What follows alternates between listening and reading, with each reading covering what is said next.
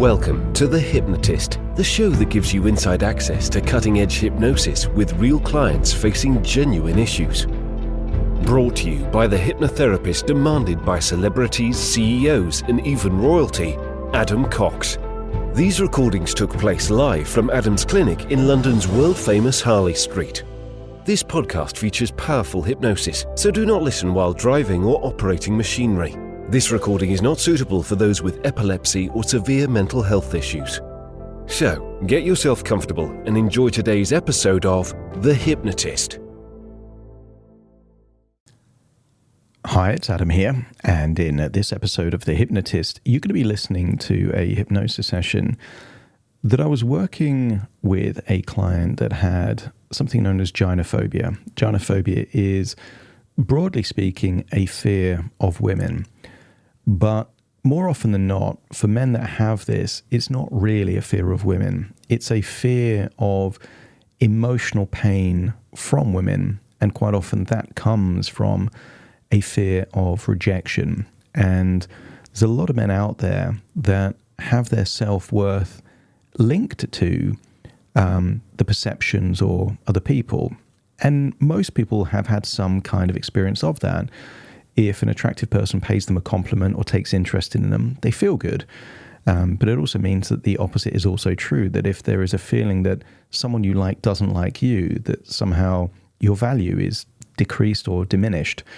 And this client certainly had that belief system that their value or their worth was a variable outside of their control, depending on what a woman would say if he approached them.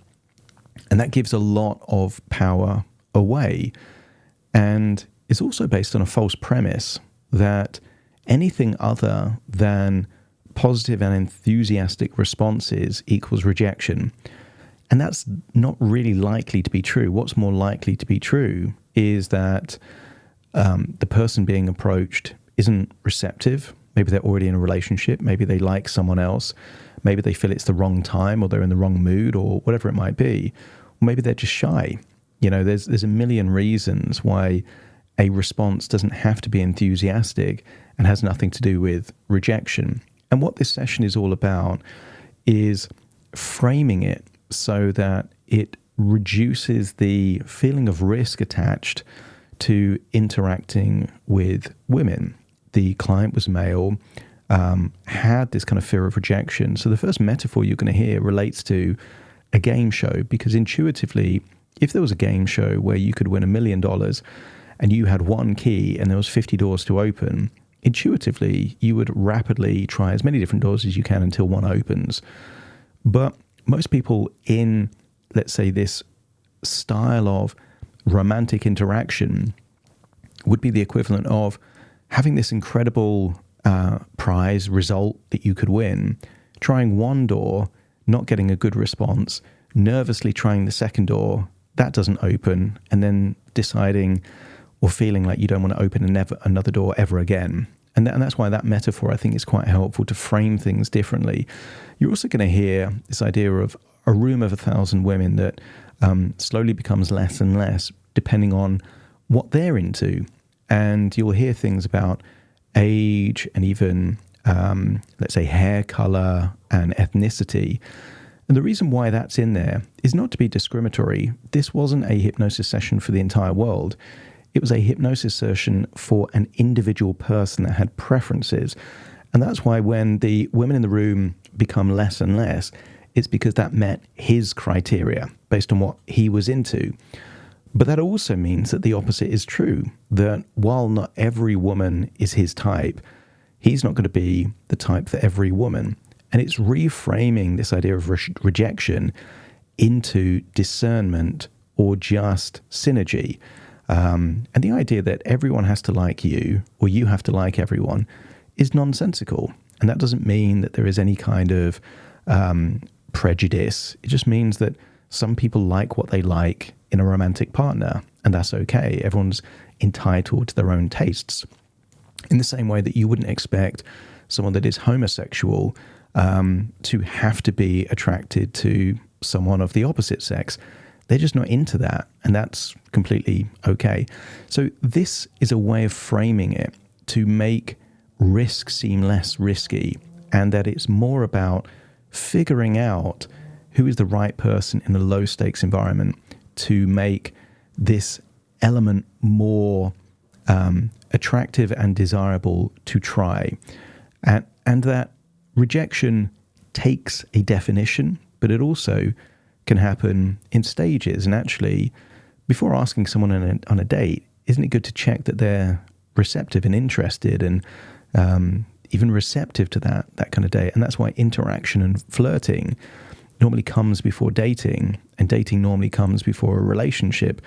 And I appreciate there's cultural differences that can happen there, but generally that's quite a sensible format, because it enables you to see if there is that fit, if there is that chemistry, and all of that is infused in this particular hypnosis session. If you feel that you have anxiety in your love life, in your romantic thing, maybe you're single, but there's a nervousness to start going out there dating, not all of that, but some of that may be psychological or emotional patterns that can change. And if you're interested in working with me along that kind of thing, so it's more bespoke to you, there will be a link in the show notes where you can explore working with me to book that free consultation call. So check that out if you're interested.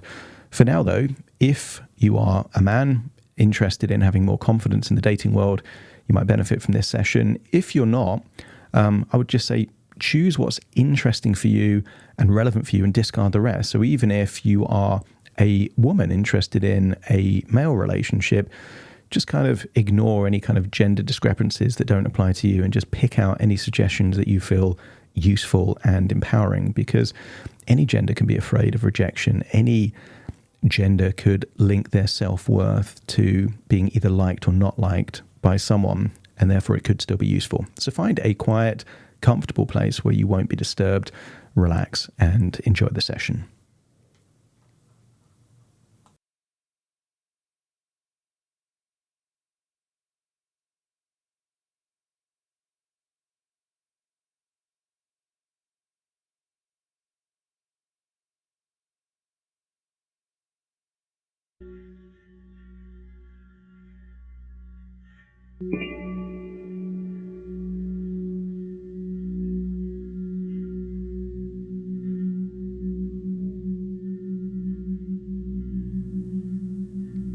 Take a deep breath in. And as you breathe in that resourceful feeling of calm and relaxation. And as you exhale, feel that you're giving permission to let go of tension, to let go of stress, to let go of worries, particularly around your forehead, neck, and jaw. That's it. As you breathe in deeper than you normally would. And as you exhale for longer. As you start to feel that you're drifting off to a place deep within your imagination. That's it. Deeper and deeper relaxed. And I want you to imagine a time when you were watching a TV show, a game show. Maybe you can remember an old TV. And I want you to imagine seeing that game show, or at least the format of a game show, a big studio audience, big prizes, and some big personality with a microphone hosting the show. And I wonder if you can use the power of your imagination to imagine stepping into the television and finding yourself being a guest on that TV show, that game show. Big prizes, strange challenges. And I want you to imagine the host is there, big, bright, white teeth, maybe a fake tan, and with that gleaming smile telling you that you can win $1 million. And he shows you 50 different doors. Each door has a lock, and he gives you a single key. And he tells you, behind one of these 50 doors is $1 million in cash. But then he points to a giant clock, a countdown timer. You have a limited time to figure out which of those doors is opened by that single key. And you realize there is different approaches you could take. You could just start at the beginning on the left-hand side and try every door quickly until you get to the right. Or maybe you can see that the doors are different colors. And maybe you try all the colors once before a different color. And you start to think that there would be two circumstances that would impede your ability of finding that $1 million. The first would be that when the timer starts to overthink it and not do anything, to just stand there looking at the doors but not trying to open any door. And the second would be to go about it half-heartedly. Instead of running and trying each door, to tentatively try one door, and then if it doesn't open, come to the conclusion that none of the other doors will open anyway. I want you to get a sense that if you're going to do this, then you're going to do this confidently, congruently, strategically. So imagine the studio audience start to clap. You hear the noise of that countdown timer, and you approach that very first door, trying your key in the lock, and it doesn't open. And imagine freezing time in this moment. You've only used a few seconds. Should you feel hurt, rejected, simply because your key doesn't open that lock? Or do you just treat it as information? That key doesn't work with that door, but there will be a door that it does work for. And if it becomes intuitive as to what to think about this situation to increase the probability of finding that $1 million, let me know by nodding your head. So unfreeze time and notice how quickly you go to the next door. You try it. If it doesn't work, go to the next one. And if it doesn't work, go to the next one. And if it doesn't work, go to the next one. But also figure out that each time you try a door, you're learning something from that experience. The position to hold the key, how to find the way to enter the lock. You figure out things from one moment that increase the probability of that next moment. I want you to imagine you continue that until the key just slides into the lock. You rotate the key, hear the lock unlocking. You open the door and you see $1 million in cash there. The timer stops. The studio audience applauds. And the game show host says, "Congratulations, you've won $1 million. And at that point in time, when you've won $1 million, do you care about the 20 or 30 other doors you tried to open and didn't? Or are you only concerned about the door that did?" Sometimes failures and setbacks are just part of the journey to the destination that is most desirable. They were necessary to get you to where you needed to go. On the other side of that door, with that $1 million, I want you to imagine you see another door ahead.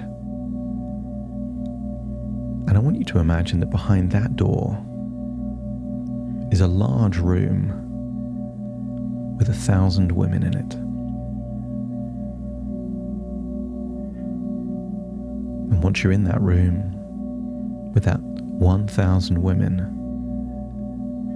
let me know by nodding your head.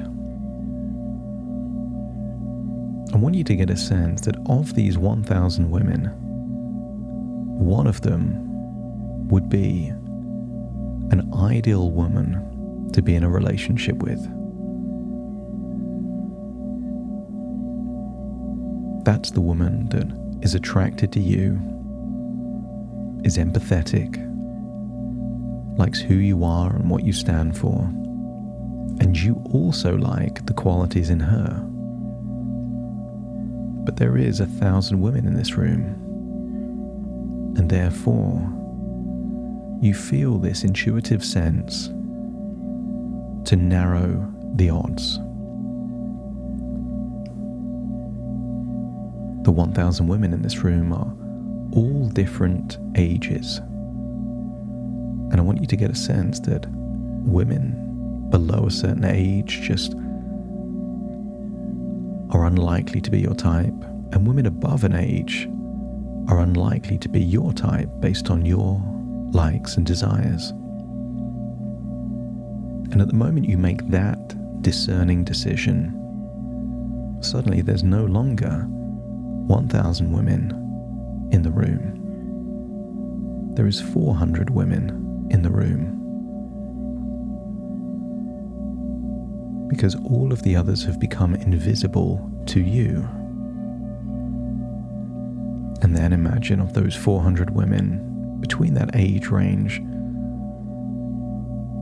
there's all different ethnicities. And I want you to get a sense of your most desirable ethnicity for your type and what you find attractive. And when you make that decision, all other ethnicities just become invisible just for now. And maybe that 400 turns to 300. And I want you to get a sense that maybe you're looking for a certain color of hair. And when you decide on that color of hair, knowing that you can reactivate any of these women if you choose, but for now, deciding that color of hair, all other women than that color of hair become invisible, and a room of 1,000 became 400, became 300, and is now just maybe 100 or 200 women. I want you to imagine that you start interacting with these women, not flirting, not asking them on a date, but almost just a 30-second quick conversation. Maybe you ask a question, introduce yourself, ask their name, and realize that in that 30 seconds you're getting a read. You can tell from their eyes, their facial expression, their smile, what they're instinctive response to you is. If you see any reactions that come across like boredom, ambivalence, or even repulsion, there's no rejection there. Just treat it like a locked door that your key does not fit into and move on. And as you do that, each time you decide there is no synergy, chemistry, or even positivity, those women become invisible. And what you're left with perhaps is just 20 or 30 women where your initial reaction was positive. And at that point, you could imagine paying compliments, genuine, sincere, authentic compliments, and just feel what energy comes back. And maybe there's 2 or 3 women in this room of 1,000 that respond well to compliments or playfulness. And then just imagine going on a date with each of them. I want you to get a sense that this is a process of discernment that is 2 ways.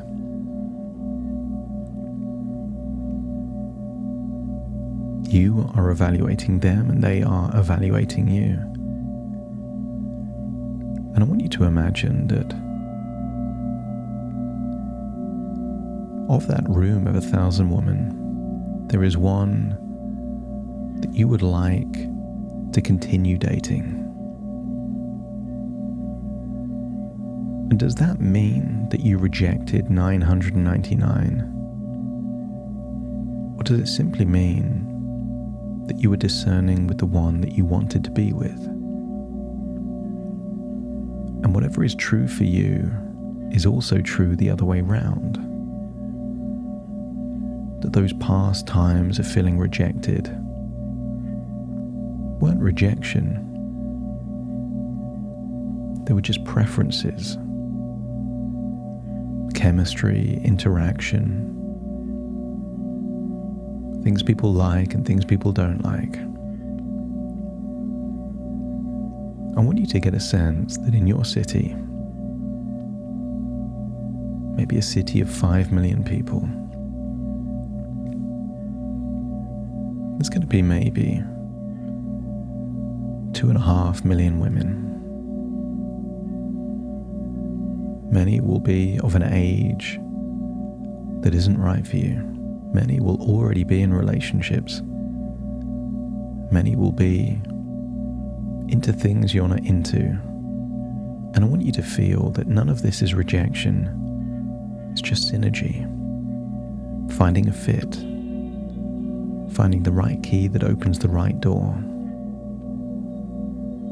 But in the same way that you would have never won the $1 million on that game show if you didn't try and open doors, that would also be the case that how can you find the jackpot of the right relationship for you if there is no interaction, no flirting, no dates, and no dates that could lead into a relationship? So I want you to feel that something is changing. It's no longer about rejection, just feedback loops. What you like and what others like in you, while simultaneously unleashing a desire to fish in the right ponds and to become the very best version of you. Don't be surprised in the next few days and weeks. Anything that you consider makes you more valuable, more desirable, more confident, you do those things. I want you to get a sense that the more you like yourself, the more others will see that quality in you. And if you can imagine a future where you're willing to start interacting with women in places that are more likely to be your type of woman, just let me know by nodding your head. That's it. And realize that to interact is just saying hello. Just being there. No need to flirt. No need to ask for a number. Just interaction. And the more polite and respectful and confident you are, the more likely you are to pick up on clues and invitations to communicate more. Feel that you're unlocking all of that confidence. That's it.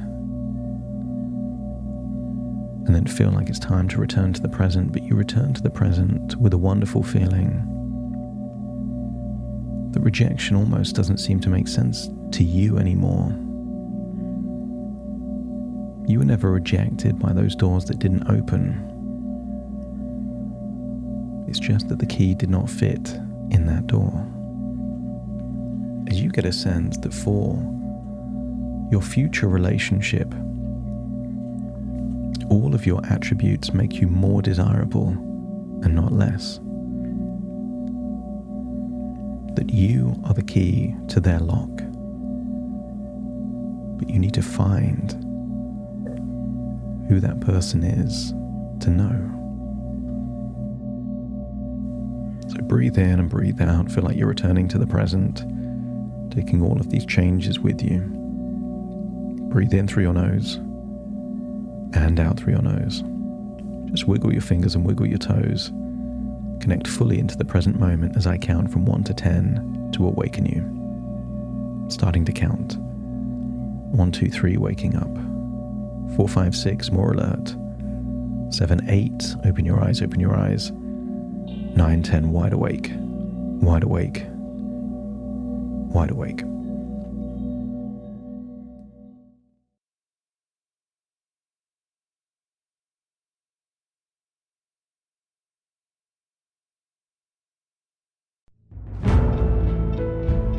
Thank you for listening to The Hypnotist with Adam Cox, the show that gives you inside access to cutting-edge hypnosis with real clients facing genuine issues. To automatically receive the latest episodes, please subscribe. If you'd like to support the show, please share this episode with just one friend you think it could help. And if this episode helped you, please leave us a 5-star review.